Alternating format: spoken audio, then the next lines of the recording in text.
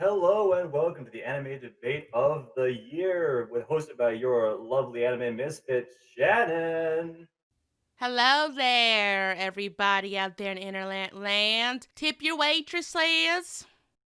And today we have our excellent teams fighting today to debate about the truth of the year. So, team, we have Weeb Actionary with Kami and Panda Avenger, and we have their opponent, the lovely Poxel. What about you? Oh yes, yes. And I'll be your announcer, Lamplight, for today, though.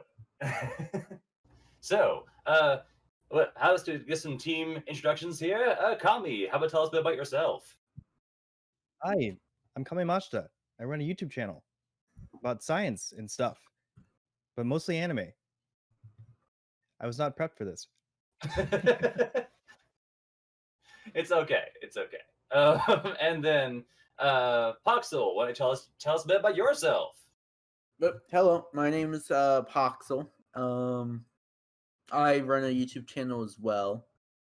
Uh, yeah, I don't really know what else to say. Uh, My name is not spelled Poxel, by the way. It's Poxal. Just when I saw that in like the little thingy, and I was like, should I point this out, or because I didn't want to make fun of someone's spelling. but the Twitter handle says XAL. It's fine. It's fine. Yeah. But yeah, it's Poxal. Nice to meet you guys. Yeah. Hey, y'all, this is Out of Context Me here. This version of the episode did fix this in post, but that doesn't change the fact that I cannot fucking spell. Hooked on phonics did not shine on me. But anywho, now that we all got ourselves settled in, our teas ready to be spilled, now it's time to tell y'all how this is gonna be. So there's gonna be a couple rounds of debates of topics that we personally chose here on the Anime Misfit YouTube channel. And in the background, these two lovely YouTubers went backstage and would flip a coin. The winner of that said coin flip got to pick which side they'd like to die their hill on. Will these be good debates? I do not know, but we will see as we head into round one.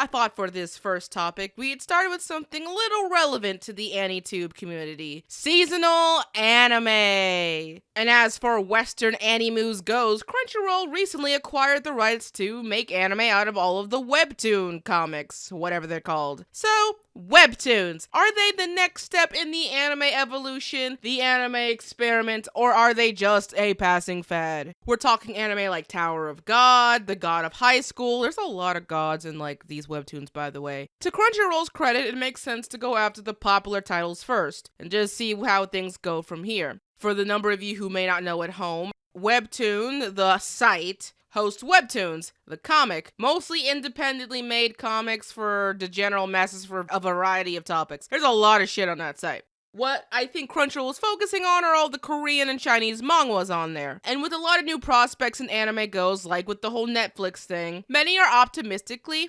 excited, while others are relatively and justifiably cautious. I mean, have y'all seen the Killing Stalking Community? The moment that webtoon got greenlit for an anime, everybody freaked the fuck out.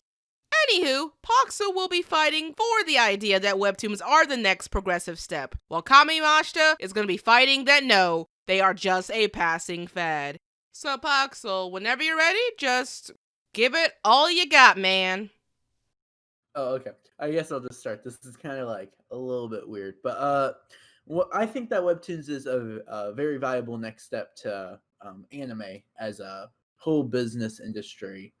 One thing that anime uses is there's not a lot of originality in anime. They always use source material to begin with before um, making an anime. There's not a lot of anime originals. So to have a bigger library, it really helps you have access to many more cooler ideas and better ideas and other things.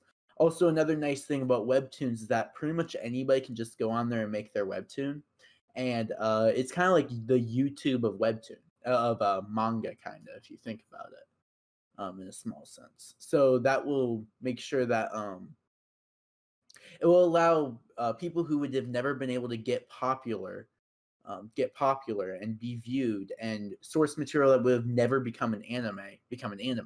Another great part about it is that we're going to see different forms of culture throughout anime as a series. One thing that a lot of people might have a small problem with when it comes to anime is that it's very Japan culture, because most mangas aren't based in places like America and other places. And even when they are based in those, there's still something that feels a little bit different, because the person writing is usually has they're using their culture into it. So I think one nice thing about Webtoons is that we're going to get from different perspectives than we would necessarily get from other perspectives. And then if I had one other case, I'd say, again, it just has a massive library, easy accessibility, and honestly, only the good stuff is gonna really blow up, in a sense, I feel like. But yeah, that's really my opening statement. All right, all right, all right. What a fair way to open up this debate. Good job, Poxel. And now, Kamishita, whenever you are ready, let out your opening statements about why webtoons are a passing fad. At first glance, you might think that webtoons are the future because you are seeing the success of other shows such as Tower of God and the now currently airing God of High School. And it is no misstep or it's not misspeaking to say that they are somewhat popular. If you take a look at the Reddit threads for Tower of God, the final episode has 11,000 upvotes. That is insane. However, if you take just a little bit peek under the surface, and you look a little bit further, you'll notice that the score tracker for the episodes 4.17, 4.59, 4.72. Even though they are popular and people are kind of watching, they don't think it's any good. And the thing about it is that Tower of God is supposed to be a sure shot. This is a manhwa that was made over 10 years ago and chosen specifically because it has a following and a background to bring with it. If Tower of God is scoring so poorly, which directly impacts future Blu-ray sales, impacts streaming numbers, then what hope is there for other lesser-known manhwa? And in addition to that, not even talking about quality, because I'm not trying here to say all manhwa are bad. That's obviously not my argument. But manhwa in particular are always going to be kind of a logistical nightmare. You have different production teams going back and forth between Korea and Japan, including the source creator and different animators. You have translation barriers, you have licensing issues. Like Crunchyroll themselves have teamed up with Webtoon, but Crunchyroll is just one company in a sea of many. How can you really make something a new fad when you only have really one company that's starting to maybe send out feelers to see if this is actually possible or not? If anything, I think that the next fad, rather than webtoons, would be maybe just poking out or feeling out for other foreign productions, such as there's been a lot of good Chinese anime productions. There's The King's Avatar, there's To Be Hero, there's To Be Heroine. And in addition to that, there's even further foreign productions such as Radiant, being a French production. And then finally, I think a barrier to really the big success of manhwa adaptations, at least in the West and maybe a little bit of Japan, is that I mean, they obviously aren't Japanese. Now, I don't know about you, but a lot of the reason why I watch anime in the first place is because it is Japanese. It's kind of an insight into Japanese culture, and I like Japanese culture. And when in an interview with Crunchyroll talking about the manhwa, the director of Tower of God was talking about how it's really kind of a commentary on the Korean social class, Tower of God.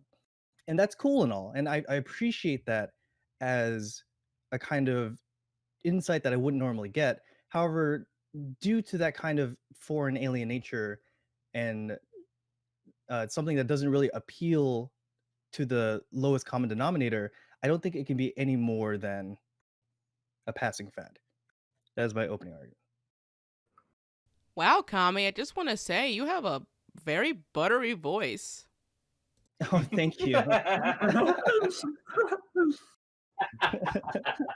I'm gonna say this part out of context since everybody knows this is a really jank recording anyway, but like at the time, I really thought he had Kami, what I mean, has a really, really buttery voice. Like it's smooth as silk, man. I could fall asleep to that voice. But anyway, without this getting any more weird, this is about the point where Poxel makes his continuing cross-examination, so he should be doing that right about now.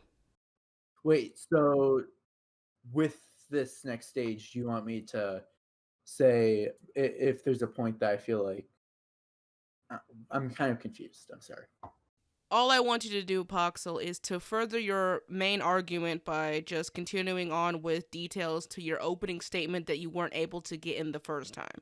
You know, kind of add more details and weight to it. So one thing that I think with the whole Crunchyroll thingy only doing Tower of God is how did anime kind of start? Anime started with well, one company most likely, of course, because one person has to do it before a bunch of people start doing it. Now I'm pretty sure that a bunch of people started doing it after anime kind of grew, but at the start it was extremely small. Here in the West, there was only one to two companies that were translating it until the translation kind of grew further. Crunchyroll, it's a massive company to think, and for them to be starting to grab webtoons and translating them into anime, I feel like is a good thing and not necessarily a negative thing because everything deserves a shot, and I feel like manhwas deserve a shot too. And when it comes to culture, yeah, I really like seeing Japan culture in anime, but I also feel like there's so many cool stories that we could discover through Korean culture and other Asian countries' culture, or even other places. I think one thing that I personally love when it comes to anime is the art style. And although they didn't really do that when it came to Tower of God, the art style was very bad in my opinion. Um, in future projects and future productions, example, God of High School, you see that high like Japanese animation. You can tell that this is anime. Um, Also, when it comes to the Tower of God was not the best. Totally agree with that. I think that the Tower of God adaptation wasn't very well done, but so far with the God of High School one, they've been doing a fabulous job, and I think it was absolutely amazing. Um, at least what's so far. And to further back that up, you can just take a look at places like Twitter. Everybody's like, "Oh my gosh, this is such a great anime." Um, they're saying it's better than this anime, than that anime. And although some of those things are overhyped with some individuals, some of them are trolling. I think the overall consensus is that Tower of God, I mean, not sorry, God of High School was pretty good.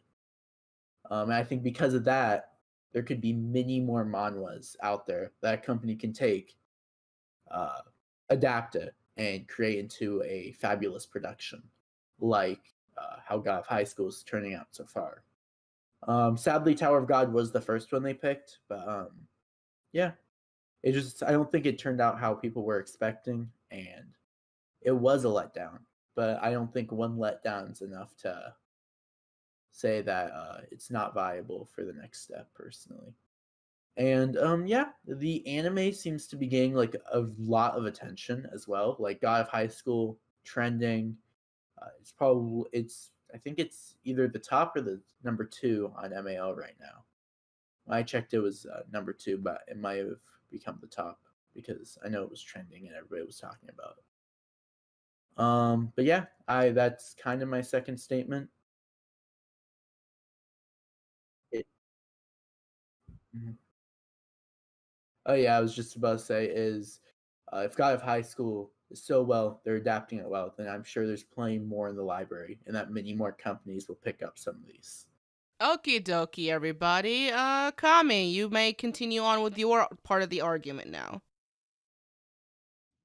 Okay, so um I know everything has to start somewhere, and I know that there are probably a lot of manhwa that are maybe they deserve a chance. I want manhwa to be good, and I want them to succeed in their adaptations. The question here is not that they will or will not, um, they are or are not good or not do not deserve a chance. The argument is if they'll become the next passing fad or not, or I mean, will they become the next thing in anime production, or will just be a passing fad? Now, uh, you kind of lean a lot into the argument that God of High School is good, and I'm not arguing that. I haven't seen the second episode yet, but the first episode was it's pretty good, and it's a lot of some great animation, some great fight choreography. However, one show does not kickstart an entire new generation of anime production. It's a kind of a slow and steady growth. I mean, you mentioned the start of anime. The start of anime is pretty much uh, from Osamu Tezuka. Oh, I'm sorry, Osamu Tezuka, who got the inspiration from Disney animation. But that's kind of a side, and I digress. Uh, the sorry, I'm sorting out my thoughts. I'm just gonna go back a little bit to culture. I do want uh, foreign productions, and I like foreign culture and all that jazz, but they don't have to be in collaboration with Japanese companies. There are plenty of American productions that are really good, such as Adventure Time. There's plenty of French productions. I mean, this is really old, but there's the Little Prince. They can go do their own thing. They don't need to have this collaboration of Japanese production companies in order to further their goal. And there are plenty of really talented, upstarting Korean artists and animators that they can make their own thriving scene over there. It's just that in an anime specifically, there's a lot of uniquely Japanese concepts that are appealing and would be lost if you were to try to bring more of Korean culture or any other foreign culture into anime. And which is why I don't think that a lot of those kind of adaptations work super well. Um, do, do, do. Uh, I'm sorry, I'm still thinking. I mean, that's pretty much it. So number one, God of High School being good, especially just 2 episodes in, like, it could completely fall apart in the next, like, 5. You don't know. So God of High School being good is not evidence that the next, step for anime production is webtoons and manhwa. 2, just because they could be good doesn't mean that they're good enough or stable enough for Japanese production companies to invest in them. And number 3, Korean production can do their own thing if they want to. That is my argument. So this is the part of the round one where me and Lamp were supposed to talk about like our thoughts, like give the contestants recess to kind of think over their thoughts before they make their closing arguments about their given argument, which in this case would be about the webtoons. And I feel a lot of it would be lost in translation if I tried to reenact what I said Monday. So I'm going to give you like a cliff notes of what I kind of said. One of the reasons I chose webtoons as a topic, besides the fact it was trending, is because it reminds me a lot of the other trend that happened during the 2000s with French anime, European anime, like all of the collaborations with Europe trying to make their own animes. We're talking about Miraculous Ladybug having that thing recently with Toei Animation in the pilot before going full 3D and not doing that thing. Oban Star Racers, Wakfu, to the most prominent example of them all being Radiant, an anime that was made in France that really brings the phrase "I can't believe it's not anime" very, very real like. So like I feel when I think about the webtoons being a fad, I think of how the whole European anime collaborations went and how that became a slow acceptance to eventually starting from shows like Wakfu to ending with shows like Radiant. So there was that. This next part is where Lamp kind of bounces off my ideas about how Miraculous Ladybug might not be seen as much, and I get that part because honestly, Miraculous Ladybug is not an anime since it decided in the end to go just a full 3D cartoon, but it still has some merit to it, so that's why I said it there. Yeah. I mean, first of all, I never considered Miraculous Ladybug to be an anime. I'm not saying it cannot apply to one. I'm just saying that I'm always used to like the actual like what you call an anime style when it comes to a show. Not that it can't be next transition over to another one. Um, I think when it comes to at least webtoons as a whole, I am loosely able to look into them because I know a couple of them exist. Seen the advertisements for them and everything, but if they can make a good story out of the ones that don't seem so cringy, I am all about that. I actually think it's a really cool idea. It's just I don't think, as a general format, webtoons will hold up for too long on their own unless they're adapted or changed somewhat. Not that I'm my motion comics, of course. I like those fair share of it myself, but that's just what I think on that one. But I do like to see some different twists in the anime community and the anime productions that are being put out, and I want to see where that does go. But anyway, weird mic issues aside, I was just talking about how this whole webtoons thing was very similar to the whole anime inspired trend we had with European shit trying to be anime. But anyway, I think we've deviated far long enough. Let's move on to closing arguments of this topic and move the fuck on. So it was Kami talked last time, so Poxel, do your main rebuttal and your closing argument, please.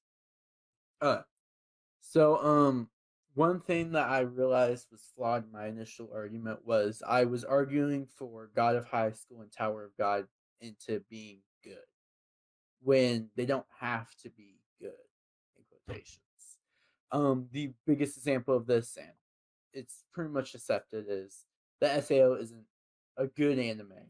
Some people argue for it being average or below average, but that's besides the point. It's not really that good, yet it's one of the most popular animes of all time. So, and it was one of the first, well, not one of the first, but like one of the first video game isekai anime in that sense.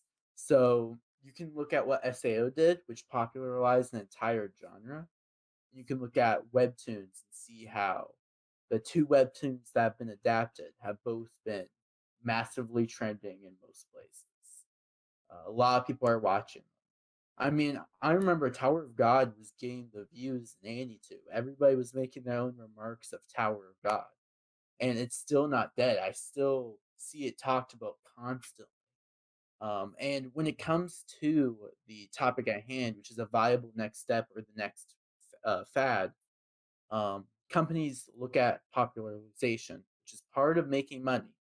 Things have to be good in order for it to make money when it comes to figures and stuff like that sometimes. I mean, again, look at Sword Art Online. I know I'm using that as an example, but it's the easiest example I think I could use. Uh, they sell so many figures. They sell all these things. Everybody buys them. So I think it is a viable next step for a company to take some webtoons and adapt them, especially right now, because webtoon is really trending. As soon as an anime gets adapted in webtoons, everybody's like, "Oh my gosh, oh my gosh!" And some of those webtoons are so popular, so you're already getting a core audience for your anime. And then the kind of the next thing is, um, it's a lot cheaper to go after something that's small, like a webtoon manhwa, than something, let's say, like a Shonen Jump manga, like one of the big three before they were adapted into anime. One of those, um, and adapting that into an anime. I don't think that Tower of God. I think that God of High School is already a little bit more popular than Tower of God, just based on what I've seen on Twitter. The debate isn't whether it's good or webtoons can provide us good anime, but whether it is a viable next uh, step for companies or etc.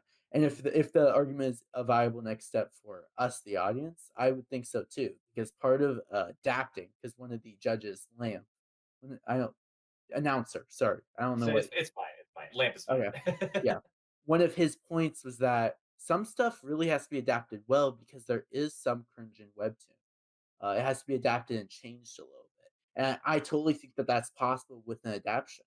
One of my favorite animes, Chunibyo, for example, um, there was a lot of differences between the anime and the manga, and for the most part, everybody infinitely states that the differences in the anime were better. So you can adapt something and change it, and not that won't cost that much. It won't be that expensive because I know for a fact that Kyoto Animations isn't that large of a studio, and they managed to do it with Chunibyo, for example. Um, but yeah, I think that's mostly it. You don't have to be necessarily super good to be a viable next step for companies and an audience. Okay, but I would like to say before I give it to Kami that um Poxel, it's in the rules. You can't use the judges as an argument. We're not the ones debating. Oh, I wasn't supposed to. I'm sorry. That's Oh, considered new. That's considered new info. You're fighting oh, Kami, not fighting Lamp. oh. Wasn't trying. I wasn't trying to use what he was saying. I was just saying an example is he was saying that it was it could be cringe and things can be adapted well necessarily in case somebody was thinking that's negative. True, but I that didn't mean to use his commentary. My bad. true, but that didn't come from Kami's mouth. Is all I'm trying to say. Uh, well, Anyway, yeah. just gonna Well, be that's fair. my closing. Yeah. Anyway, Kami, bring us home. Will do. Okay. So the points I'm going to reiterate are, I think just right now, people are trying to look for a trend where there isn't one. So far, there has been two, a total of two productions that are collaborations between Webtoon, which is a specific company owned by Naver, which is the same company that owns Line. So this is not Webtoons in general. This is a collaboration between Webtoon and Crunchyroll, making two shows out of a potential, many, in order to test the waters. But this is in no way a valuable indication of whether or not the next step for anime production will be the webtoons or not. In addition to that, uh, you say that webtoons have um, a established audience that they could bring over to anime. Uh, but I don't know if that's the case here, at least in the West, or in Japan. I mean, to be honest, I've heard of Tower of God. I haven't heard of God of High School. I haven't heard of almost any other webtoon, period, except one that's basically the adults. It's Sweet Guy, but then that's I get into that. Um, in addition to that, in the beginning argument, you mentioned that webtoons basically kind of like the YouTube of manhwa. Um, but if you think about it, when's the last time you saw a YouTube channel being made into an anime? Misty Crenexia, and then look at how that went. It's not. There's so much content to filter through and try to derive quality from that I think is just going to be an impossible effort. Finally, you brought up the idea of SAO and how SAO isn't really labeled as good. However, it's still remarkably popular. People still buy all the merch and stuff like that. However, I mean, not only was SAO not really the first of its kind, not the first VR or MO. Okay, I mean there was like Dot Hack Sign almost 10 years earlier. Uh, well, not 10 years. It was like 5 years, but whatever. SAO in and of itself is the representative of a whole genre. It's the kind of some people would argue with me, but a lot of people put it in and group it with other isekai. Webtoons in general don't have a genre. They're really much anything. So I don't think the two are really directly comparable. And that's really it. That's it. That's all I have to say about whether or not webtoons will be the next step for anime production. Now, boy, that was fun, wasn't it?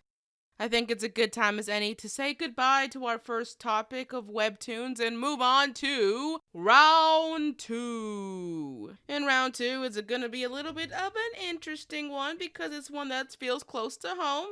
To Avatar or not to Avatar?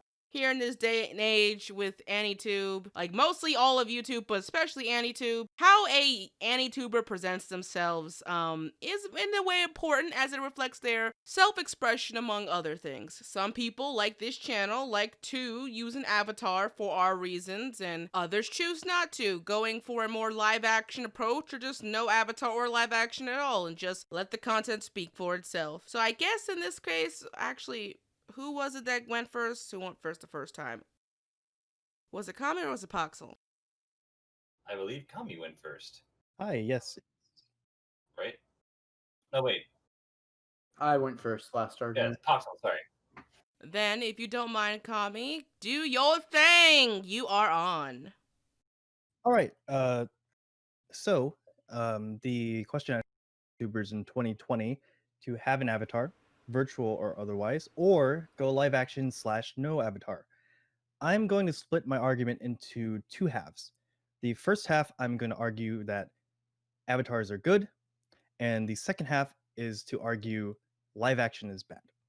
So, in for avatars are good. Uh, in the current YouTube hellscape that is copyright, the less of your video that features potentially copywritten / takedown material, the better. So you've seen a lot of YouTubers kind of move away from using just the standard clips and editing, but rather inputting some form of themselves into their videos, whether that be live action or the first example I can really think of is Manime Matt. Manime Matt almost doesn't use any clips from the show anymore. Obviously, he will show some for to illustrate a point or to show somewhere specifically, but most of the time he uses his own little avatar or vectors of other anime characters. And the reason behind this is, like I said, the less stuff you could have for content ID to catch you, the better. And I say catch you. I mean, technically, this is all fair use anyway, so that shouldn't be a problem. But it still is, and it's better to avoid it as much as possible. Number two, uh, I mean that's pretty much it for why avatars actually. They're extremely useful and practical. But number two, they can also be really good for branding.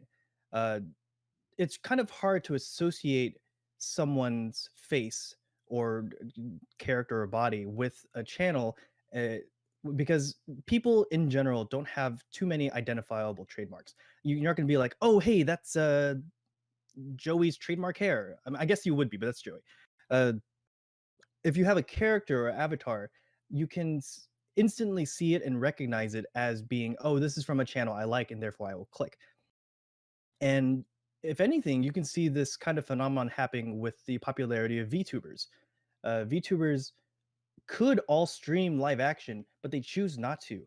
Why? Because being cute anime girls is way better, and I don't think anyone would disagree with that. Whatever point I'm on.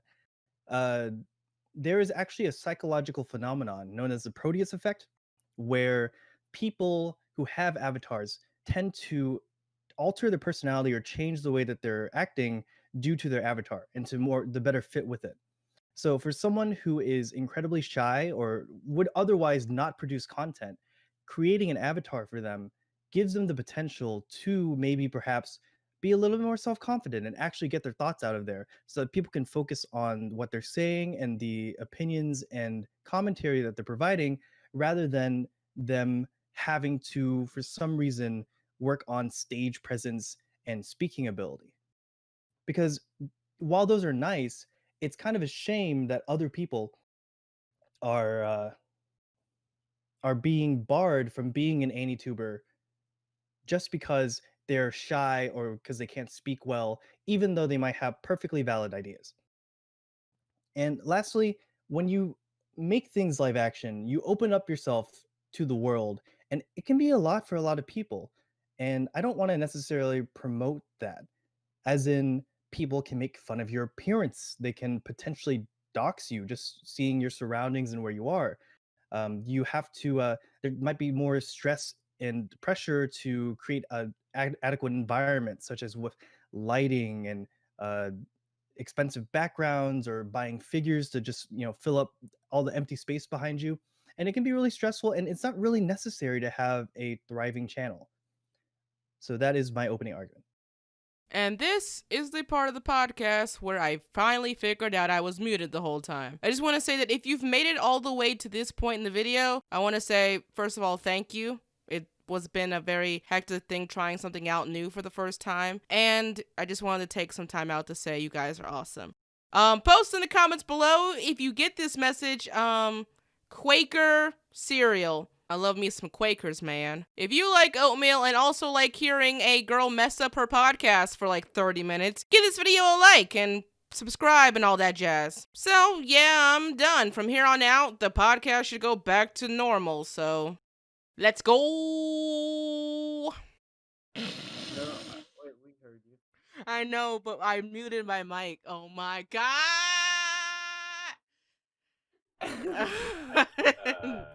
Anyway, potatoes, potatoes. I'm not doing bravado. So I'll just say what I just said. Kami, that was good in the who use Poxel go. There you go. I'm done. um. So the question is to use an avatar or not to use an avatar. I personally, so I see. Oh wait, this is my opening argument. I forgot. My bad. Please forgive me.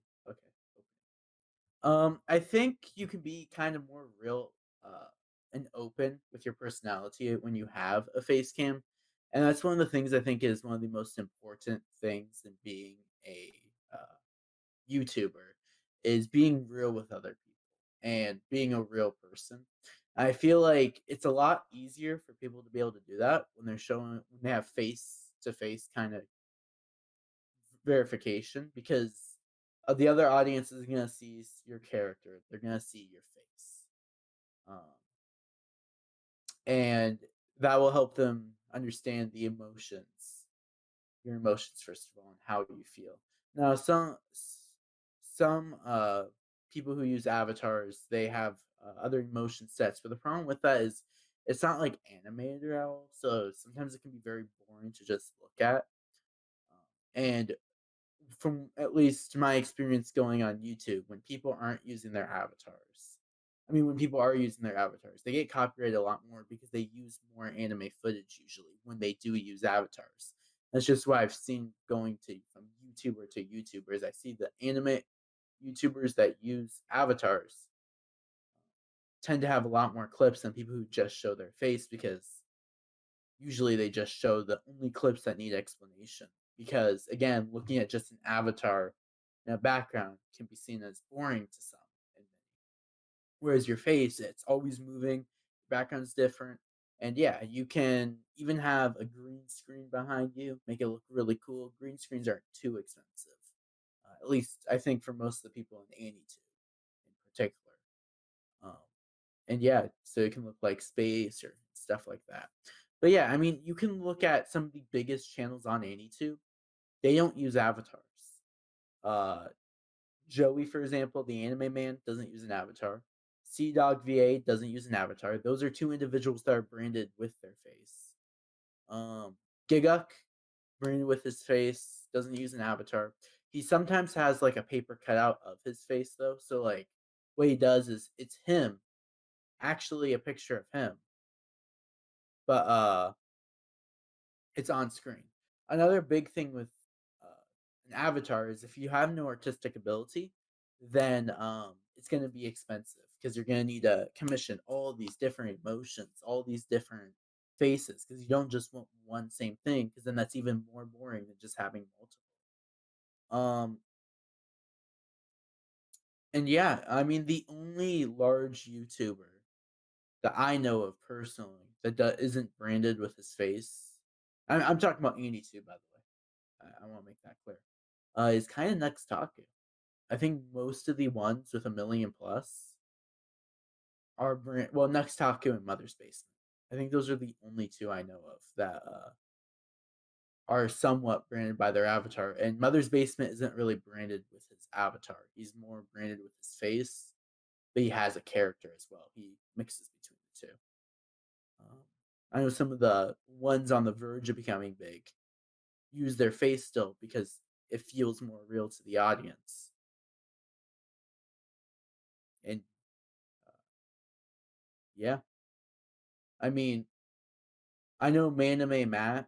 Um, he used to use his avatar, and now he uses his face more because he wants to have a more real connection with the viewers. At least with the recent videos I've seen. So yeah, that's it. I guess.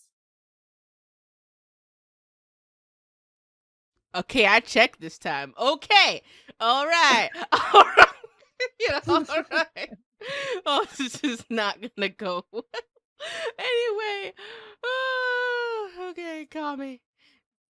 Do the thing. Do the thing that we just said we do in the first one because I have given up on trying to be super professional. Go. You're good. You're good. You're doing a good job. Okay. I All right. hope so.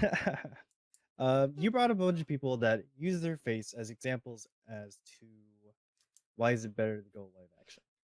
Um, so the people that you brought up that use their face, they are Anitubers, but their channels are more geared towards the kind of vlogging style, and all their content isn't necessarily about anime. There's a lot about their own personal habits. There's a lot about being in Japan and general otaku ness, and in that sense, having there be a vlog is useful because people like watching people. That's fine. But the thing is, that's not the only style of AnyTube content that exists, and we shouldn't alienate others who don't necessarily want to be live action in that sense.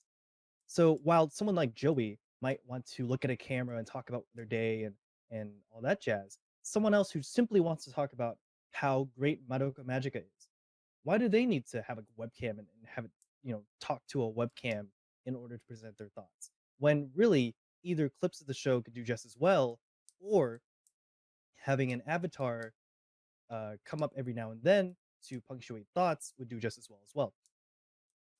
We're not saying that there should be an avatar constantly in the corner looking at stuff like VTubers.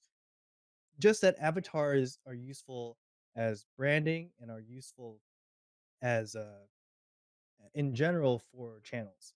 Um, I mean, obviously, I'm a little biased because I'm a channel that doesn't use live action very much, but that's because I don't want to necessarily put myself into my videos that way.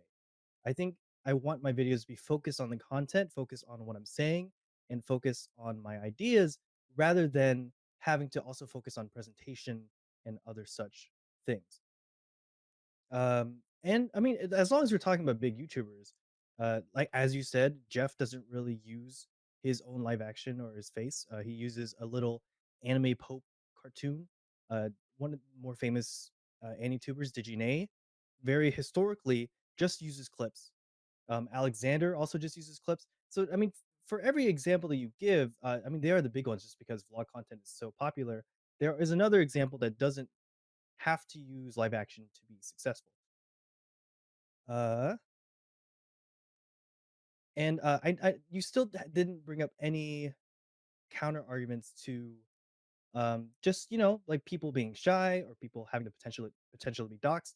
And there's even also a fear of parasocial relationships. If you take a look at the rise of streamers have been really successful, yes, but they've also dealt with their own problems, such as being simply harassed for both their appearance, but also fans that mean well, but connect too much to any individual streamer and care about them disproportionately. I think if you have just an avatar, you kind of alleviate that. And finally, you bring up the idea that AnyTubers may not have enough money to because you not everyone really draws their own. I didn't draw my own. Mine's just a character from a show. But there's kind of a nice community aspect that comes with making an avatar for your channel. You can kind of reach out to other people in the community, ask, "Hey, who did you commission for your avatar? I would want to go with that as well." And you kind of make a connection between AnyTubers and illustrators and other small-time artists that can also perhaps uh, succeed through you as well. And that's my counter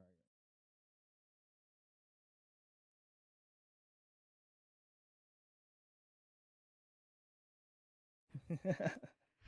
I swear this is the cursed stream where I mess everything up audio wise. It doesn't matter how long it took me. Look, I did it again. So, anyway, Poxel, time for you to address the argument that he made in those arguments. Of done, just go. So the first thing I want to say is the reason why I didn't like touch all your claims is because I was trying to make an opening statement. I didn't think I was allowed to, which is why I didn't address everything in your argument. So I Yeah. didn't know if I was supposed to. That's why I kind of stopped myself when I was saying something. That is fair. That was the opening. That was the opening statement comment. I did not catch that in my despair. I apologize. All right. It's all good. But So for my second statement, I kind of want to take this at a different angle of why I think that it is better. As an individual, I am an individual who does use an avatar for my videos. So, I understand being shy, being a little introverted, or even just not wanting to share your face with other people. But the question on the debate question is it better for any tubers in 2020 to have an avatar virtual otherwise to represent themselves heavily in their videos, or is it better to go live action or no avatar at all? And based on that, I'm gonna go back to where I bring up the anime content creators that I was bringing up before, people like the Anime Man, Giga, and to a degree also Mother's Basement. Um, Anime content doesn't have to be strictly based on like reviews or analysis types videos. For example, the Anime Man, yes, the reason why he makes those vlog type content that's related to anime is because they get way more views than other stuff. But they're still anime related. Buying a figure is still technically anime related, but it gets 700,000 views instead of 200K. But even if you're not strictly going the route, sorry,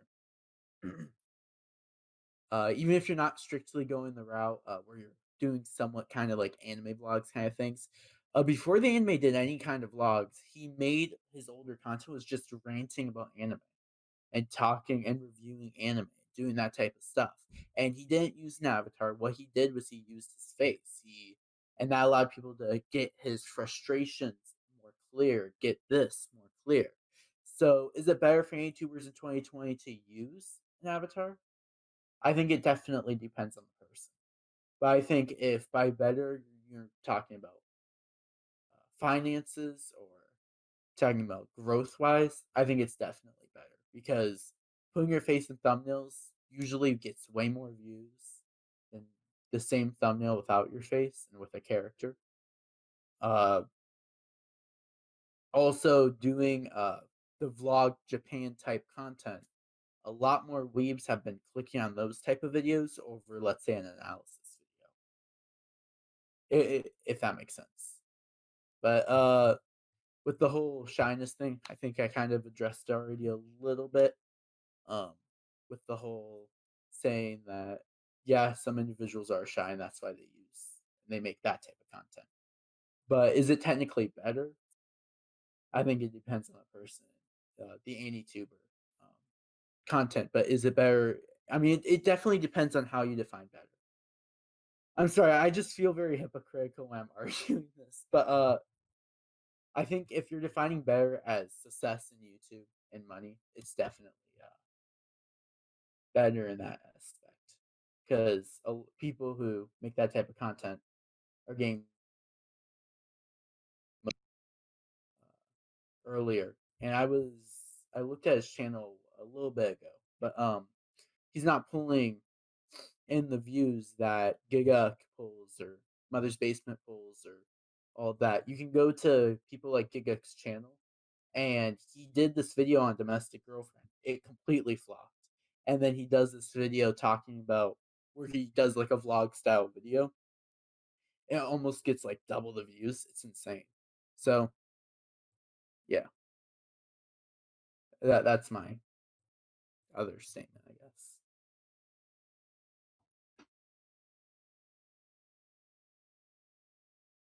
You go. Okay, so now I've calmed down a bit. So, Kami, I know that you already kind of did some of your rebuttal a little early, but is there anything you kind of want to further do? I'm going to kind of cut you in half in terms of time since you did technically give rebuttal in your opening statement, but say if you got some major points, try to dot those up in this furthering. Okay. Uh, major points.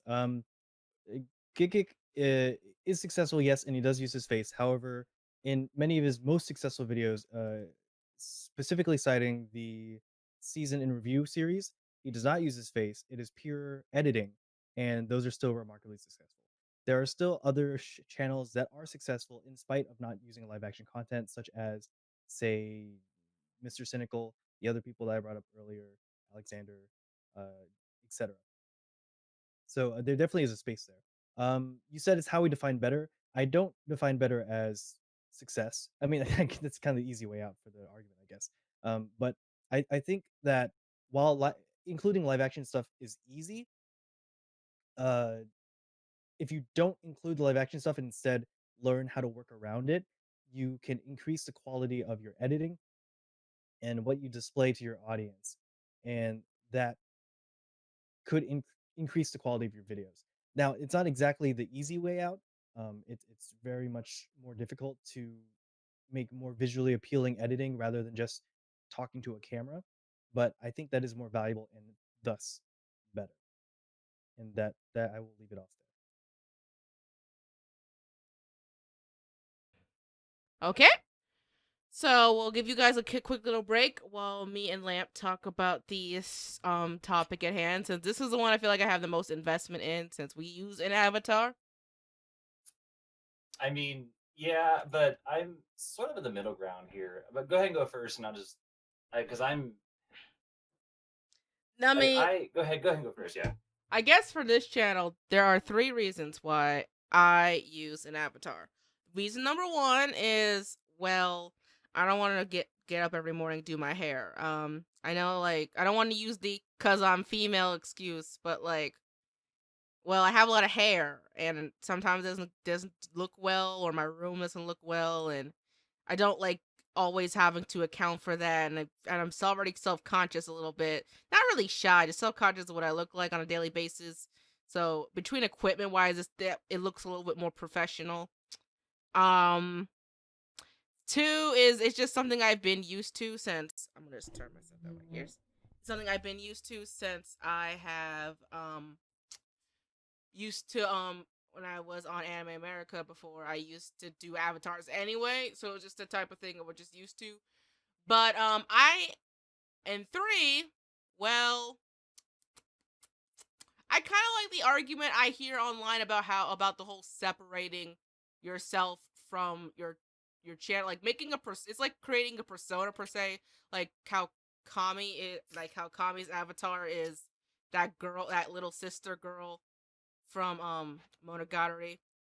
Like, you can separate Kami the dude from Kami the channel avatar because they're 2 different people.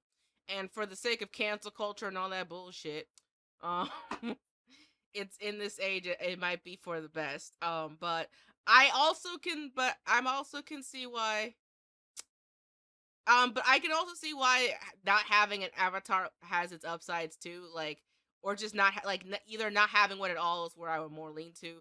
Yeah, personally, like, I get criticisms about my avatar because of how big the boobs are, and like the chest, and like um and the art. I got mine commissioned by an artist a long time ago, so that's why I use it. And I get a little, and that's kind of like still hinders the whole self-consciousness argument, where I'm still self-conscious, but it's with an art it's with the art of the avatar. And that is, and also it does get old, and it's costing a lot of money to slowly make this new avatar. So and with the way we're trying to change up our editing style, using it less seems to be the way forward, but that's just our channel. I mean, Lamp, what do you got? So, yeah. I'm in the middle ground here only because I think avatars are, like you said, easier to if you're as a person, if you're having a tight, you get a video done and you're not really gonna have time to like get ready to show yourself on camera. I understand avatars are very handy because you don't have to worry about that. But by the same notion, I think it is good to. I think I gotta use both, honestly. Uh, Avatars are good for branding. It is. I agree with that. Primarily, is good use for branding, and it comes to, hey, you're that person from that channel. Um, but using live action also allows you to do a little more than what an avatar could do. No matter how many poses your avatar has, it's always good to have moments of just wackiness, or like things you can do with people bodies that you cannot do with pictures. That being said, though, yes, it is also a risk to put your face out there, so people do know who you are, and they see past your avatar. It is like say cancel culture. They can say, "Hey, I know who this guy is," and then that could be bad at some conventions. Um, but I think a mix of both is good. I think one should use an avatar for branding and for fun moments, but also use live action for things that really you just can't do otherwise. That's my main argument there. All right. Anything quick you want to check in the chat? Yes. So let's see here. And I swear, wow. and now that I'm saying this, and we're actually flying through this really fast. It just turned the first hour. Normal thing is like 2 hours. Like, I will try to fix this in post as best I can. I'll ask these two something after the show and see if we can fix something that way. I like Long Island Ice Tea's comment. Not so much a debate battle as much as an audio mic battle at times. Got that right, bub. And Long Island also said, Long Island Ice Tea, didn't you say you were going to change your avatar to something else at some point, Shannon? Yes, I did. I said it's good. The channel. I'm getting a new avatar. Lamp already got a new avatar. Tron him. Oh, that's one thing. I like avatars are good for one more thing. It supports artists because you can commission someone to make that, and that helps someone's income. I do appreciate the avatars because it helps an artist pay for bills. But it also becomes cumbersome. I'm also trying to be fair because I don't want to lean to. We're supposed to be the mediators. I would say that is one I will say advantage that it could be. Money is good, but yes, it is cumbersome. And then, but I that's to draw my own because I just like to do things on my own, and that's the only reason to it. I don't have nothing against anyone else. Neo Schneider says why not try using Avatar for a few episodes and see what happens.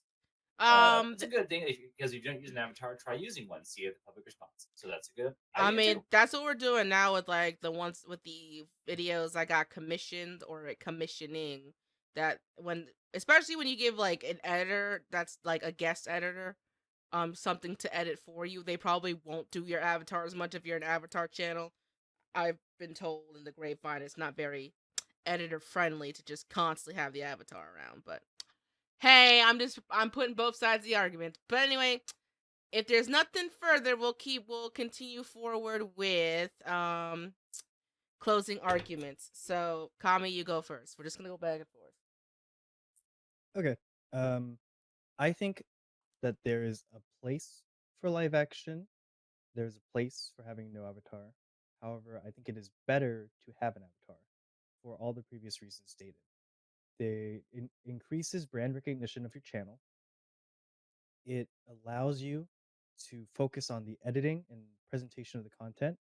It allows other newer Anitubers who aren't as comfortable showing themselves or connecting with their audience in that way, a way to actually gain some more self-confidence and step up to the plate in actually presenting their ideas and maybe getting a foothold. It also supports the community ecosystem, kind of making a bridge between Anitubers and artists and illustrators, and is all around a good thing.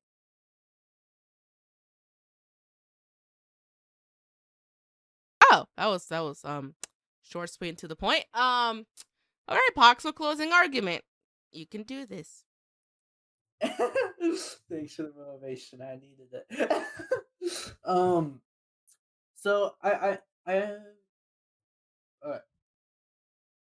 one of the things I think the final statement I kind of want to make is or frugal and a statement. I don't think having an avatar is necessarily better than not having an avatar. Because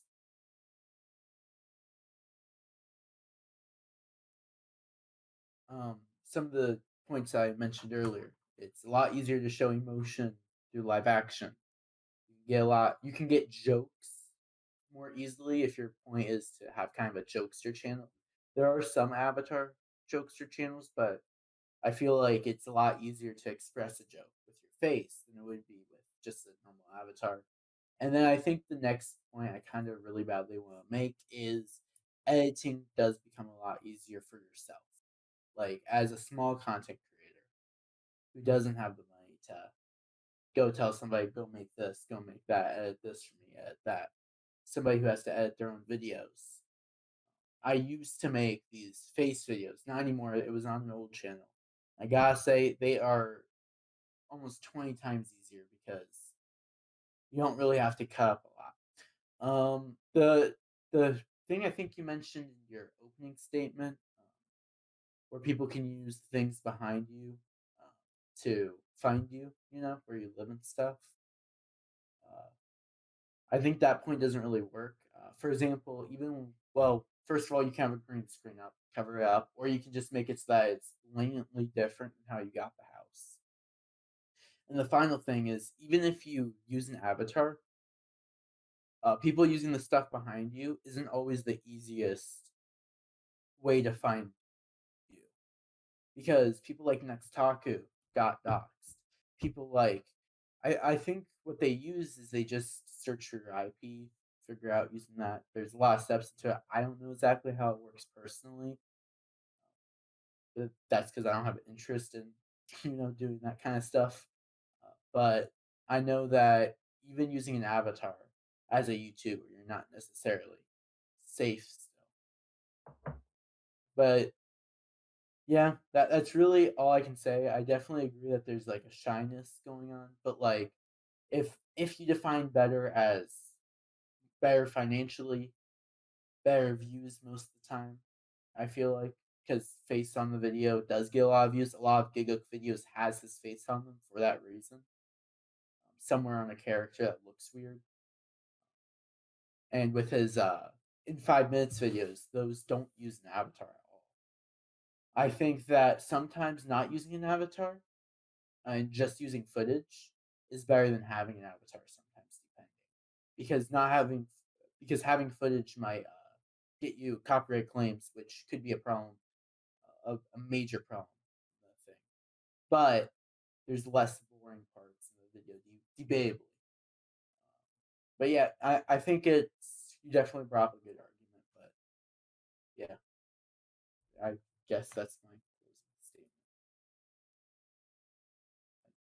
Yeah, that's it. Ah, yes, the grand old debate of Avatar or not to Avatar is truly Shakespearean, or at least to me it was, because that was the whole point of this thing on the screen being worded that way. I was trying to be clever, it didn't work out.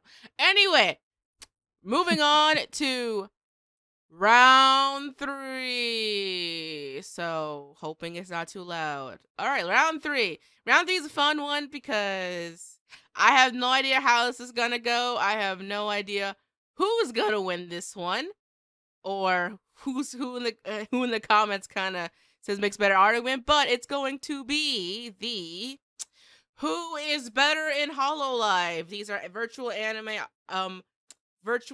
Anitubers. I mean the virtual gals, okay? I keep forgetting that. Wow, I'm on there. Virtual YouTubers, that's what it is. Sakura Miko versus Yozora Mel. Me and Lamp chose these completely by random. I am sorry. We have no idea who. We have no idea who's gonna win this one. I have no idea how. I'm not got into Hololive as much. My favorite virtual YouTuber is not from Hololive at all. If the one I could die on. So I have no the fuck idea. So good luck, since this is a catch all of who is better. Let's see here. Shit, I'm always forgetting who went first. Last time it was Poxel went first the first time. Kami went first the last time, so it'd be Poxel again. All right, thank you, Lamp, because I'm on my I'm on my third tee, so my paying attention skills are pretty and all the mess ups tonight have gotten to me. We got this. Don't worry. So Poxel, root for that Sakura Butte. Okay, so as we know in Naruto, there's a Sakura in there, and she's pretty dang useless. Oh God, no! He's going for that argument. So, as we know, Sakura's really useless in Naruto. So, that means that there's plenty of room for the name of Sakura to be great. And Sakura Miko is your gal, VTuber. You see, she is the most adorable creature. Oh, wait, that sounds bad. She's the most adorable VTuber out there with her pink hair and her blushed cheeks and her outfits. And she literally on stage on Game Webber sings "We Will Rock You," the song, and it is the most adorable thing out there. So her name is associated with the useless Sakura phase, but because it is, that means that people have low expectations when they watch her, but they are blown away because there is so much room for a great Sakura, and she is that great Sakura. That's my opening statement. Are you kidding me? Are you kidding me? Are you? I that's convincing. I like it. Ali- I'm gonna best be real with you. The fuck was that argument? This, hey, if we're gonna go dive head deep into this, might as well have some fun with it. Look, I'm already showing my bias, but like, no, Kami, just please give me a better shot at this, please. Yozora Mel is a story of hardship, heartbreak, and perseverance. She, before Hololive was even a thing, she had her own channel. It's called Mel Channel, Meru Channel, and it is a place where she hosts ASMR, singing. She's an avid singer, and other Let's Plays of the like. Before she even had a 3D model, she was up on YouTube doing her thing back in 2018. Since then, she was part of the first generation of Hololive members, being recruited specifically because of her channel and how popular she is. Think about that. She's so great that they were like, hey, we need to have this person with our network. Think about that. Secondly, Yozora Mel. I don't know if anyone's, and I haven't heard of her. I looked her up. She is beautiful. She is a stacked vampire girl waifu. It boggles the mind. The only other stacked vampire waifu I know is Shinobu / Kiss Shot Astralia Heart Under Blade. And if your closest comparison is with Kiss Shot, you're doing something good. However, in addition to this staunch uprising and just shining beam of talent that is Yozora Mel, there has been a almost equal amount of hardship. You see, she's so hot and so lewd that YouTube keeps demonetizing and removing her channel. It got to the point where she uploaded a absolutely adorable video talking about, please YouTube, I'm sorry, stop deleting me, in English. She changed her avatar to a yukata and everything. However, in addition to that, and this is actually, we're getting a little serious now. Earlier this year, she actually was dealing with a stalker, and people were wondering why she went on hiatus and why she wasn't uploading. And it was because she found out that someone that she knew in real life was actually harassing her and sending her constant messages over Twitter and email, and even getting to the point where they knew personal information about her. People are crazy. People would be crazy. So, in spite of that, she went out of the public eye, dealt with it on her own, and still decides to come back and provide content for her fans. And throughout that entire time, she had been thanking people for drawing fan art and sending support. And while she went through this really tragic incident, she has done nothing but rise above it and be stronger than before. So those are all the reasons you should like Yozura Mel. She's hot as hell. She is extremely talented, and she has triumphed over hardship. She's a good role model for everybody. Damn. I see someone I see somebody went deep in Hololive hell to get all that shit. Woo! I'm not laughing at the stalker stuff, I swear. Wow, I was wow. Very wow. well done. Very well done. One of y'all clearly is trying to go for one angle, and the other one is going down. Had to sell their soul to Hololive hell just to do it. Woo. Woo. Okay. Okay, Poxel. Let's see you try to cross-examine that. Good luck, I believe. Well, here's my problem. I was going around this on a meme angle, but I can't meme serious stuff like that. So crap. Okay. Anyway, in all seriousness, you did make one major fatal error, and that is Oh no. you claimed that yellow hair or blonde hair, whatever you want to call it, is more hot and more cute than this pink-haired, gorgeous lady named Sakura Miko. I mean, uh, uh, yeah. So maybe maybe Yozura has this deep past, but it's not like Sakura doesn't have that much of a past. Well, her past is a little smaller, to be perfectly honest. She's only been on for about 3 years since she joined the whole Hollow cast thingy, whatever it's called. But yeah, at one point though, so as we know, anime girls, there's two versions that are the hottest of anime girls. Two versions, and that is summer dresses and swimsuits. And you see, Sakura once wore a swimsuit live on stream, and it was, I mean, I'm not biased here. It was the hottest thing ever. It was so hot that all the Sims started throwing like $10,000 on stream, and yeah, and I hear people calling pink hair overrated, and it's not. It is the most gorgeous thing. I can just feel it on my face, and it's beautiful. I feel like too much of a simp, so I'm gonna pass. Be done.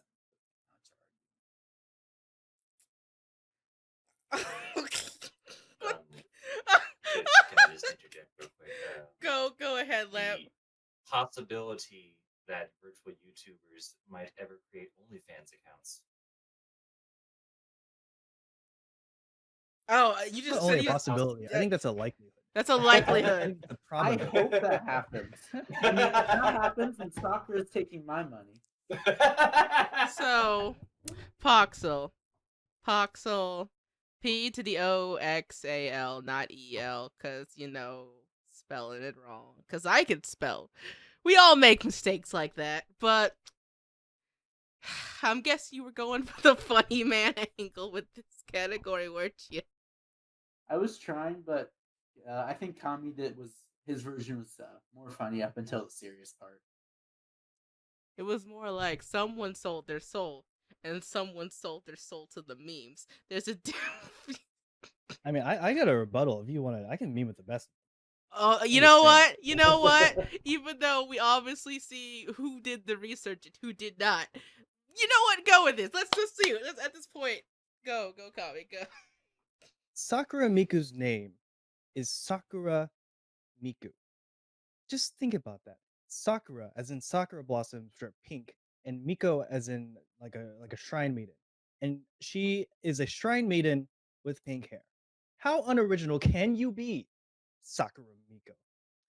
Next, you know that the first autocomplete, if you type in Sakura Miko, is the N word. I don't know if I can really support someone with such a Whoa, tragic whoa, whoa, whoa, past. whoa, whoa, whoa, whoa! Back up, back the fuck up. What the fuck? Please don't use that. I think we should, if anything, we should cancel Sakura Miko, because that's unacceptable to me. It doesn't matter if you're playing Grand Theft Auto. Also, you talk about Sakura Miko displaying herself in a swimsuit. You obviously have not seen any Yozora Mel stream, because not only does she just like her standard outfit is already looter than a swimsuit, but in addition to that, she just constantly makes out with and rubs her boobies with other Hololive members all the time. That's just how that's her shtick. I mean, no wonder she keeps getting banned off of YouTube.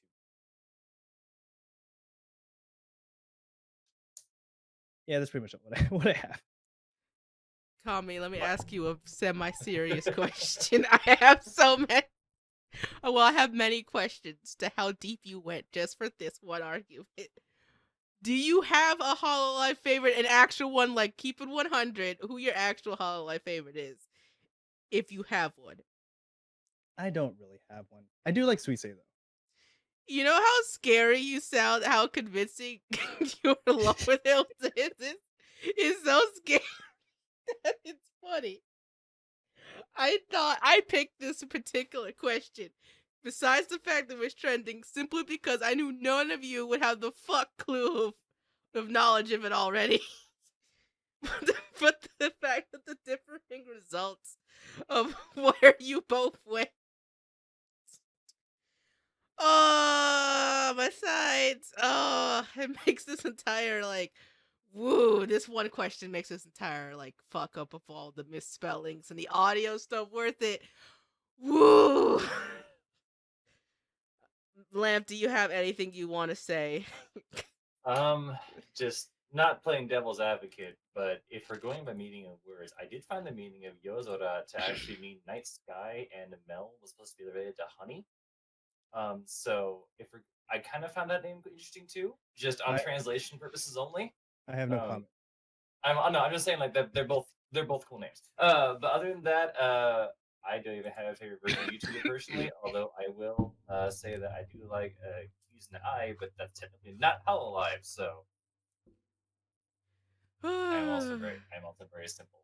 So Okay, backup question. Oh, sorry, Lamp, keep going before you're I. fine, I'm done. I'm done. Okay, rabbit hole question. How much did you actually research for this one topic? I didn't research that much actually. Oh, Every virtual YouTuber just has a wiki channel, wiki page on wow. virtualyoutuber.fandom.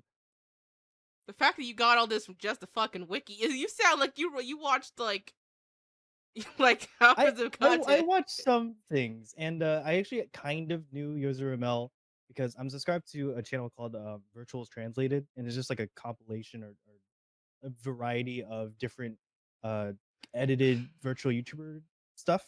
And the video I came across of her apologizing in English for having been too lewd for YouTube and being banned and stuff. I had watched that prior to this topic being settled upon, so I was pretty happy when you gave me the choice of Yozura Mel or Sakura Miko, because I was like, I recognize one of these people somehow. All we did Also was boobs. yes, all we did was that we picked unknown. We went on the wiki. Me and Lamp like picked we number ran or generated starting from the top and going forward. And whoever it landed on, that's who the fate decided. Okay. And the See, I was confused because both of these virtual YouTubers aren't really like the big ones. Like you chose some pretty obscure ones. I'm just The saying. D&D dice have given us these choices. They're the dice I use to play games. Yes, the D&D dice have given us the more obscure ones. It is not our that's what the gods decided, and that's how it may. So you know what? Because this is a very weird one. Does anybody else have anything they want to input? Just it all. Just forget the debate structure for a moment. Like Potpourri! as a statement or Just anything at this point. okay, so not as constructive to my point. I just want to make something clear because I think it's important. No, What do you mean? okay. Huh? So, never mind. I I'll think just say that the VTuber trend is something I don't really get. I mean, I kind of get it because I mean, I watch streamers, and they're basically streamers, but anime girls. Um, but I don't know. There's something a little off to me. I don't really. I only watch them every now and then when like a video interests me. Um, I'm not one of those crazy people that watches every single thing one does. I promise. okay, that made me feel a lot better. So like, let's see. We got plenty of time. How about we talk about the bonus rounds? Because I thought. Wait, you're leaving this topic completely? We aren't doing closing. nope. At this, I Oh, mean, unless someone wants to go with okay. it. Then I have two statements I still want to make in my Okay. defense. All right. So you talked about how she was just like a basic, shrine maiden with pink hair, how unoriginal. Well, did you know actually there was a simp that simped for her so hard that he went to the past and he started the trend of pink-haired shrine Oh maidens shit. because he loved her so much. and you wanted to see more people like her. So that's how that trend started. And the second thing is, I mean, if it's just me, I don't know. Watching Yazuru or whatever her name is, Oh damn! Wow. Wow. Disrespect. Disrespect. how like that sounds like really perverted to me. I'd rather see somebody who only like puts on a swimsuit one time to show her audience than somebody who wiggles her boobies all over people, like you said. So I don't know. That may just be me, but I like it slow and steady and not like because I don't go on Twitch to go to like hentai. I go on Twitch to see a gamer girl. Damn. Somebody's I gonna mean, put that out of context. I mean, to be fair, that's technically one of the same sometimes. Yeah, sometimes, but I'd much rather go to hentai That's than true. just see something like that because that's like it's either you want something small and that's like nowhere close to that, like you just want to chill in a stream that maybe occasionally puts on a swimsuit or something, but you never want to go to a stream that's just halfway to hentai haven. You just want to Yeah, go that's to true. hentai haven. So That's true. yeah. Ooh, the Very judge is true. taking my side. Bias, yes. I'm not saying Excuse it. me, I think Okay, this is a straw man. I think this is an ad hominem attack. I don't I'm appreciate it. saying Lamp I'm saying traitor. that there are Traitor. certain things you would do on Twitch or otherwise, but I mean nowadays with Twitch, I wouldn't even say that's technically true. But I mean some Twitch streams I've seen just like, yeah, it's a gamer girl. Oh, that's more than gamer girl. Okay, yeah. My Huh. point, take the attack out of there. My point is that if you're gonna watch Yazuru, you might Yazar Mel. I'll just say Yozora. Mel. If you're gonna watch Mel, then you might as well go to Hentai Haven because Damn, that's way some salt. it's like Mel or Yazuru watches it somehow and understands it, and then slides into my DMs and says, "You're an a-hole." I mean, it'd be funny if I'm she desperately did wishing watch. for that to happen. It's like, yeah, please. Hey I'm gonna Mel, be if you're sending some watching DMs this, out to later today. Comment, do you have anything else you want to say to that salt, or do you think you said you think you're taking the mature route? No, I think I've said enough. I think I'm fine. Okay. Alrighty. Let's all like simmer it down, move on to the bonus rounds. These were the if we did not get to if we had time, which at this point we might as well. These are like I have two extras. These will be a lot more less formal since we're winding it down, since there's personal preference. So we're gonna start with the accommodations or fight first. So this is a simple one. You're at an anime convention, and you got to figure out where you want to stay. If you can't stay at home, and this is under the pretense where you have to pick one of these. You can't stay at home, you can't stay at a friend's place, but you have the money. What do you choose? Do you choose an Airbnb, or do you go to a hotel with like actual? One has amenities that are unconventional, but has its pros and cons. Another one is the usual, but also has its pros and cons. So, in my notes, I have that. You know what, Kami? You since this is the even one, Kami, you can open your argument with this. Okay. Since these are bonus rounds, I didn't really do any research, so I'm pretty much be talking about my own. Just be making stuff up. Yep. So I am for hotels. So some of my fondest memories are me going to PAX South and getting a hotel with some friends and staying there.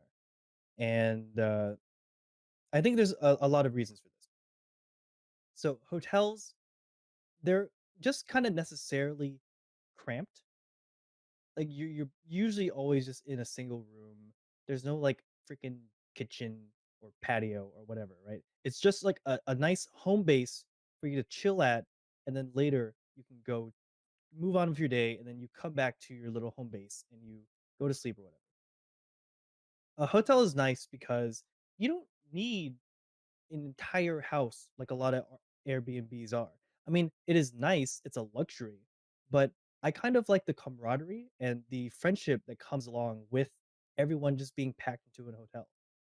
I've read plenty of stories from my other friends who go to cons very often about almost like sardining themselves, having like 10 people in the same room and bringing out sleeping bags and in that really kind of closed off space. There's a lot of bonding and friendship that can occur. Uh, Plus, I mean, when you go to a convention, the whole purpose of going somewhere is to not spend any time at your place of residence. You want to go out and explore the town, explore the con, buy stuff, eat stuff. The only reason you should be really coming back to your room is to go to sleep. And if you're buying an Airbnb for that purpose, you're just kind of wasting a lot of things that you could be using, such as like the full kitchen, or maybe sometimes some of them come with a pool, and they just tend to be more expensive than hotels, so I just don't see the purpose, really. And in addition to that, Airbnbs, sometimes they're sketch as hell, man. Like hotels, they have the backing of multi-million dollar companies. Airbnbs are just single people sometimes. And I know that a lot of them are fine, but there are also plenty of horror stories you can hear about people being unlawfully evicted early, or the owner was not supposed to have the Airbnb, so they got caught, and you just end up without a place and having to find accommodation anyway. So I just like hotels because of the community aspect, the camaraderie, um, the price, and the stability and safety. Do, do, do, do. Yeah, that all sounds pretty much right in this chili thing. I think that they both have a very equal weight, but it just really depends. And that's where Poxel comes in. All right, Poxel, give us the scoop about Airbnbs and why people should choose them more. Okay, so Airbnb. Um, oh, I was gonna turn this into a meme, but I'm not gonna. This is serious now. Sorry. So Airbnbs they tend to be a lot nicer than hotels, and there's many pros to them. So, as somebody who has gone to hotels and Airbnbs quite frequently, I can definitely say that they both have their advantages, but I feel like Airbnbs actually have more advantages. And this isn't just what the debate is making me think. This is what I genuinely think. When it comes to hotels, they don't have. Sometimes they'll give you breakfast, but for lunch and dinner, you usually have to buy it yourself. One nice thing about Airbnbs or etc. is you get a full fledged kitchen, so you can buy some cheap food at the supermarket nearby, or you can bring some stuff and you can prepare it there in the building instead of having to pay anywhere from $30 to $50 on food in your area, because when you go on vacation you usually spend a bit more money at restaurants and places, but you also don't have to do that. You also have the option of not and just going out and eating other places as well. Another thing I find that Airbnbs actually are is they're actually cheaper than hotels. You can go for the super nice ones, yes, that cost a few $100s a night, or you can go for some that are as cheap as $36 a night for the whole building. Um, like the one that I'm specifically looking at, it's $36 a night, and it can fit up to 5 guests. And it's not $36 per person; it's $36 for the whole townhouse building. Whereas hotels, sometimes you find them where it's per room, but sometimes it's also per person. So you also have to be careful there. One other thing that helps Airbnbs, I feel like, is you can avoid the sketchy ones. You just have to take a peek at the reviews and try to figure out, do your own research, look into it extensively. This is where you're living. You should already do that. So yeah, it's cheaper, and sometimes you get a way nicer place. You get a lot more privacy. You're not surrounded by strangers, and also sometimes you can get things like a pool and a relaxed place. And if you're looking for the ideal place where you just want to go in there and go back, you can go for some of the cheaper ones, like the ones that are just a guest house. There's some guest houses that go for 30 to $40 in some areas, whereas hotels in the same area that are the same, like the cheap ones, are 80 to 100 depending on night. So it's cheaper and it has a lot of those advantages to it. That is my case.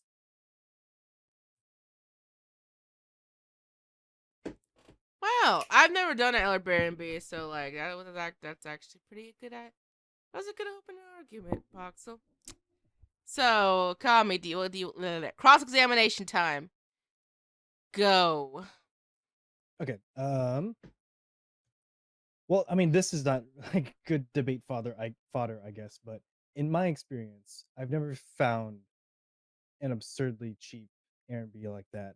At least one that wasn't like several miles away where you would have to somehow get a ride, which just adds to the price. Which, by the way, I'm cutting in. Where, since you were looking it up, Poxel, since you had to say that, what place was it at? It's just around my area. It's Tempe. Tennessee. So I was because what it does is just auto goes to the places around me. Oh, So like in comparison, in Cali around the cons, it's gonna be more expensive, but so are the hotels. So don't say more. I was just curious. So go yeah, continue, Kami. My bad. Yeah. So, you said that most places, like you can, if you want, you can get a place with a pool. Most hotels have community pools that no one uses. That's just an aside. Um, so specifically in this context, we're talking about which is better for going to a convention. So conventions, they're usually in downtown areas, right? They're in like the big convention centers. Well, most of the time, you're not going to have uh, Airbnbs, at least um, reasonably priced ones around that area, because it is a downtown area, and they know that their place is good for just for marketing because they're so close to the convention center or they're close to a road. So most of the cheaper Airbnb places will be further out. Now, not to say that, I mean, by that same argument, the hotels would be more expensive too. But generally, in my experience, you can find a pretty cheap hotel or motel somewhat in walking distance. I mean, you maybe have to walk 10 to 15 minutes, but somewhat in walking distance of the convention center. Um, Meanwhile, Airbnbs, again, they're usually houses or apartments or condos or whatever, and those are less likely to be in the downtown area. Also, um, hotels, they have concierge services if you need it. You don't have to bring your own shampoo, body wash, toothbrush, toothpaste, all those different supplies. Those are provided for you. And if you ever need anything else, there's a phone there you can just pick up and call the front desk and ask them for whatever you want. That is a luxury afforded to you that hotels give you and that Airbnbs don't give you. Because with Airbnbs, you're pretty much on your own. Trying to think of anything else. Uh, you can look for good reviews, but just the idea that that could happen is enough to be kind of sketchy to me. I mean, this is just personal experience, but a friend of mine stayed at Airbnb just last year, and the owner was like sued by their roommate while they were there, so they had to kick him out, and they stayed at a separate Airbnb. And the thing is, all the Airbnbs are already taken up, so they had to stay at one that was a lot further and really expensive. And finally, if you look on the website, they show you prices, yeah, but once you go to click to check out, they add on like all these freaking ridiculous fees about like they have like cleaning fees and other kind of fees. So the price that you see is not exactly the price that you get.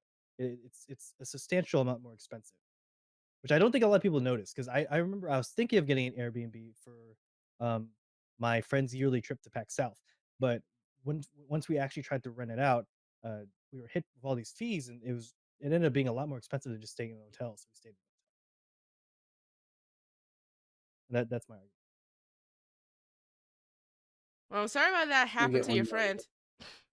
Hmm? Sorry, never mind. But I was asking. I get one more counter before the thing, or do yeah, I? yeah, you get one more jab at it before me and Lamp do some talking. So, and that is now. So go ahead. I really liked your argument. It did bring light to a lot of things that I feel like need to be mentioned. The first thing I feel like is um with the whole close to the convention, etc. In my opinion, I feel like if it's gonna be cheaper to go with the uh, Airbnb, if you're gonna get a higher quality place that comes with your own private pool, uh, then I feel like it's worth the 20-minute drive or the 15-minute drive because, and honestly, I think it depends. Are you going? Are you bringing your own car, or does a friend have a car, and are you driving up there? Because there are there are times when the 20-minute drive is not worth it in that sense. But again, there's a lot of Airbnbs Airbnbs out there. I mean, I know, especially around me, just looking, there was quite a bit. I don't know which convention we'd be going to or talking about here. AX, for example, would be more expensive, but there's also a lot more people that live in that area, so there's a lot more Airbnbs. Your point about the cleaning service and the service fee, on average, it honestly depends on most places, but it's usually between what I looked because I looked at three of the buildings. Um, all three of them are $60 for their cleaning fee, and one of them had the service fee of $37, and that's the company taking out of it, and that one was $40 a night. So if you rent it for, let's say, 5 nights, then that's $329. Whereas the hotels around this place, from my memory, because I've stayed at some of them, would be about $500. So that's a $200 clean. Your point about the trust factor, I totally understand that. I would search for what I think they're called superhosts or whatever on the Airbnb website. What they are is they're experienced, they're highly rated hosts, and they're committed to providing great stays for guests. And yeah, and the last thing I feel like is I would call said person and well, I can't ask questions. Saying I was gonna ask you a question, but I can't do that because I wanted more details on the whole situation. Anyway, yeah. One big good thing about though is you don't have to bring a lot of stuff because a lot of Airbnbs have amenities such as dryer, washer. Again, they have kitchen. A lot of them have parking, the pool. It's not a community pool. If you search, you can get a cheap one without a community pool, which is a big one because I know you said there's people that go to that there's community pools without people, and that is true. But a lot of times when I'm going down to the community pool, I see a lot of people, and as somebody who doesn't like being around a bunch of strangers, I like to have my own private pool personally, and the whole like pee in the pool kind of thing. A lot of Airbnbs have TVs, but so do hotels. Uh, there's a lot more space in Airbnbs from time to time, and you can get a nice Airbnb and still have the luxury of not having too much luxuries, so that you don't stay in the house.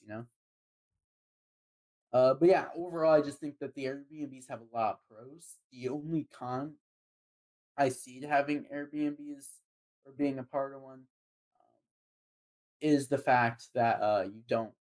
Well, sorry, is the whole trust issue because depending, which is why I would usually go for one that has between 300 to 400 reviews, just about that area. That's majority close to 5 star. And of course, there's still a little bit of risk, but I mean, even in a hotel, there is some risk. And I would research the neighborhood as well. I would pack in a lot of research because in certain places with high crime rate, I would never get an Airbnb. Hotels would be much safer, as long as it's a good hotel. And I think my other big problem is a lot of like the cheap hotels are very are from companies who aren't the best in my opinion, at least. Whereas the nice ones are too expensive usually for me to be able to afford myself, and I think many other anime fans.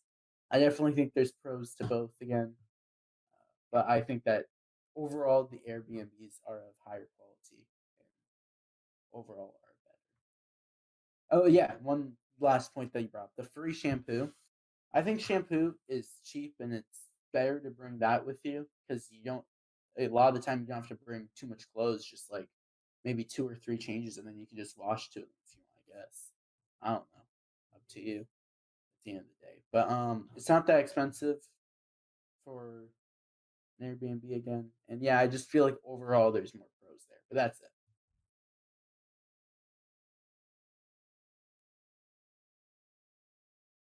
There we go.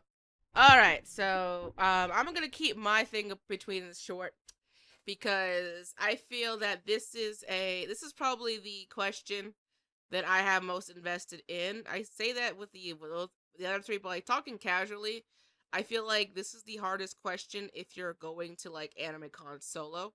For me, I don't like. I'm still kind of like wading the waters in terms of like having friend connections.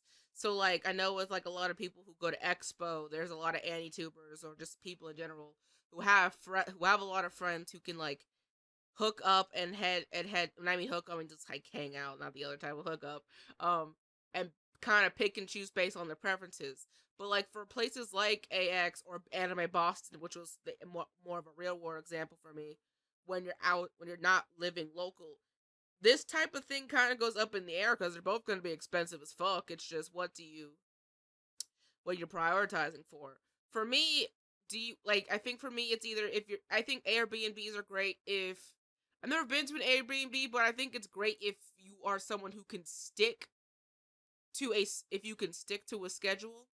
If you can stick to like your goal of only eating like pre-made meals and meals you made from home, or meals or stuff that does require very few things, then go with it, because I do see myself sometimes when I visit and I run out of money that I just go to like CVS and buy some like bread and stuff to make some sandwiches for the rest of the convention and just make them in my hotel.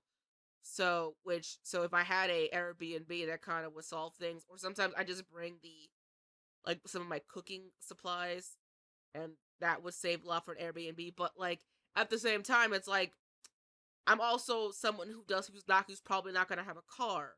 And when you're by yourself or with like one other person, having the hotel would be it having being in the hotel space kind of solves a lot of your transportation issues. Because personally, I don't want to go out after like 9 p.m. if I'm like going to a con without money people. Now, for Anime Boston, I was lucky enough to go with a lot of people, and I think for our case, we chose a hotel for. We were gonna choose an Airbnb, but like, there's a lot of planning for the Airbnb, and hotel was a little bit more just simpler. But I don't know. It's like I think I think the real test of this question is going to be dependent on how many people you know are going, or if you have to go by yourself. But Lamp, what do you got? I'm in the same boat. I now, mind you, I never had the experience for Airbnbs, so I can't say I've had the full picture. I've only ever done hotels, and they're a lot of money.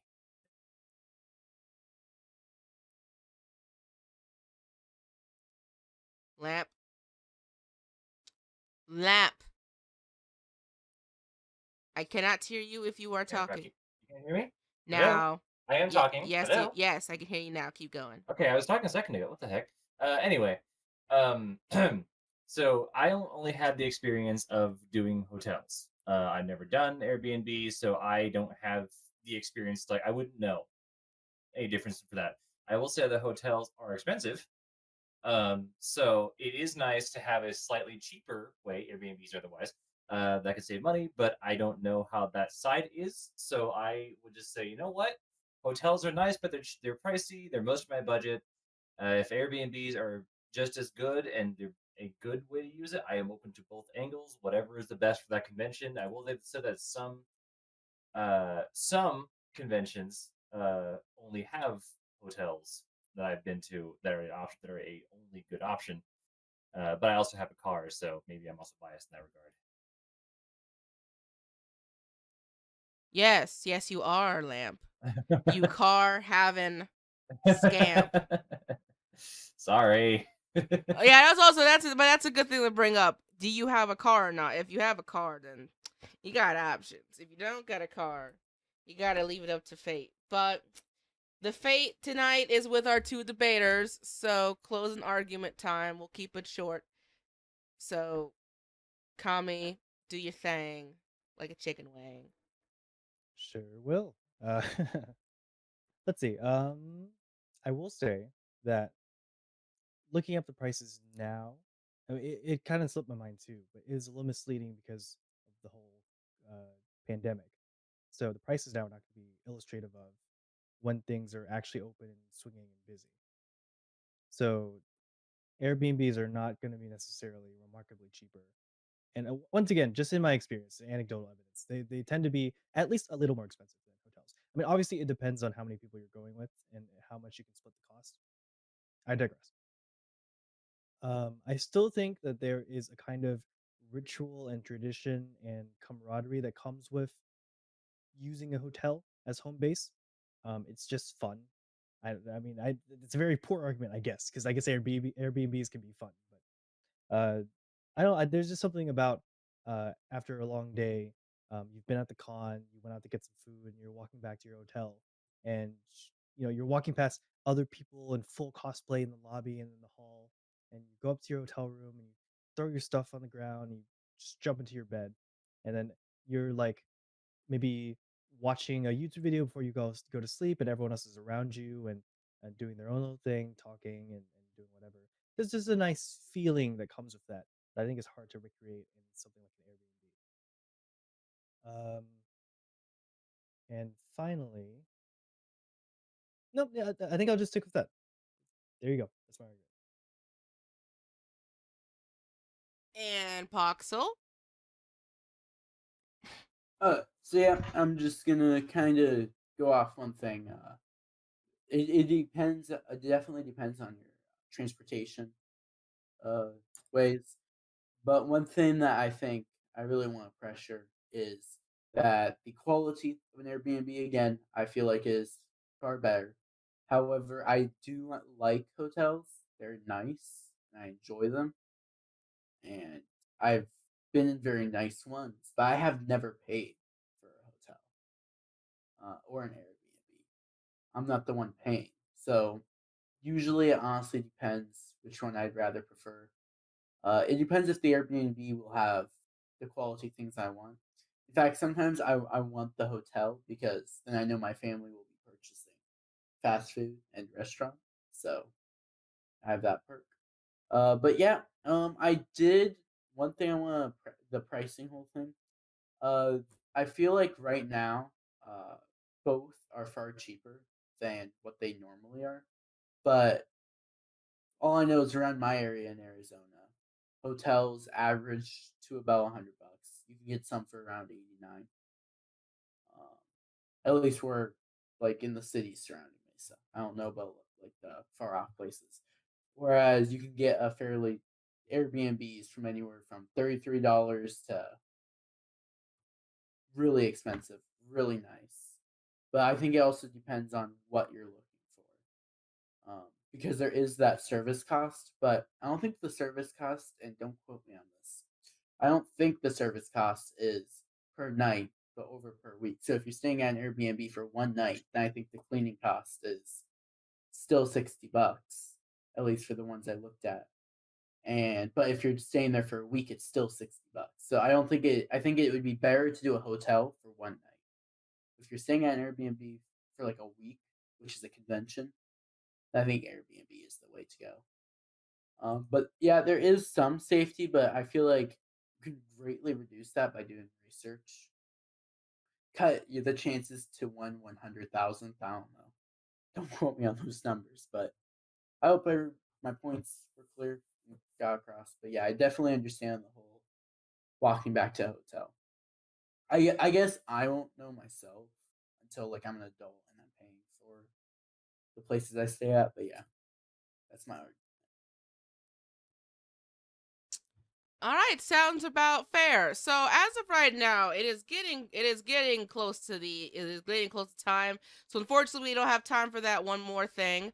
But I'm going to be real for a second. So yeah, this was not the best. This was not the best episode, and hopefully, there's some things I want to talk about off panel with everybody here in the today's episode about some stuff I want to do to fix it. But for now, regardless of the arguments, I found this whole idea of like doing all this shit to be fun, and I hope that in the future, if I ever do a debate battle again, which be anytime soon, but like it'll be a lot more polished than it is.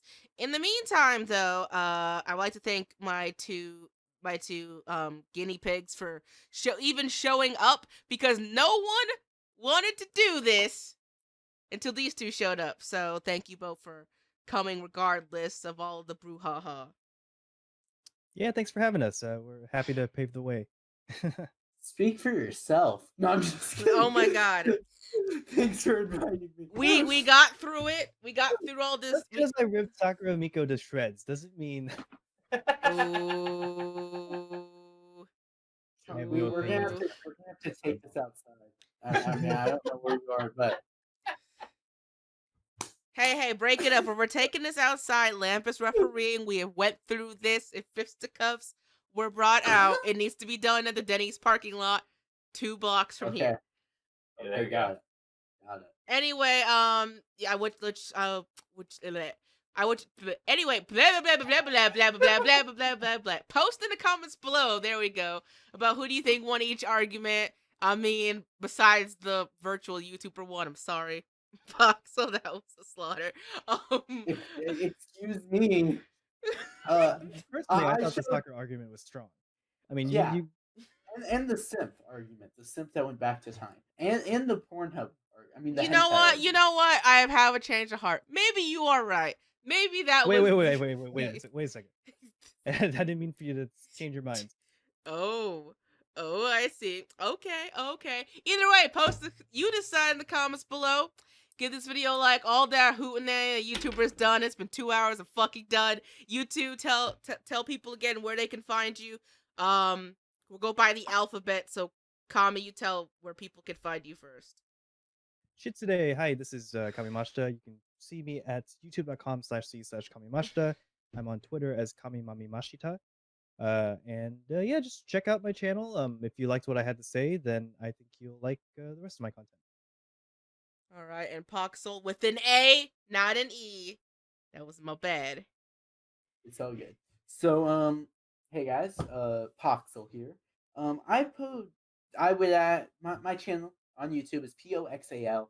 I post analysis videos to game show that I'm starting with a few of my friends, where we're doing a Jeopardy kind of thing. It will be out soon, so if you're interested in something like that, you can check me out.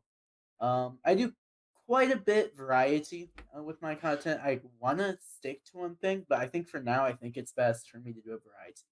I do use a character. I do not show my face. Just want to make that clear. But yeah, thank you for inviting me again. And yeah, and you can also check me out on Twitter at Emperor_Poxel. I'm happy to help you with any way I can. If you need me for anything, you can just shoot me a DM on Twitter, and I will do my best to help you. If you're trying to make it a thumbnail, you can shoot me a DM, and I'll do my best as an individual to critique your thumbnail or tell you anything that you think I could help you with. I love helping people. And also, yeah, just check out my channel if you want. That's really all I can say. Yeah. All right, so I'm going to just kind of end things off here. Lamp, Can I say one last thing? Because What? my audience is gonna riot. what art thou be? And if anything I said is wrong, I'm sorry. I must have stuttered. Okie dokie then. It's okay. You don't have to get it. I forgot to laugh. I don't wait. Is this one of those I didn't get it because I had to thoroughly think on this joke? No, I think No, it wasn't. You're good. Let's get the fuck out of here, Lamp. Anyway, goodbye.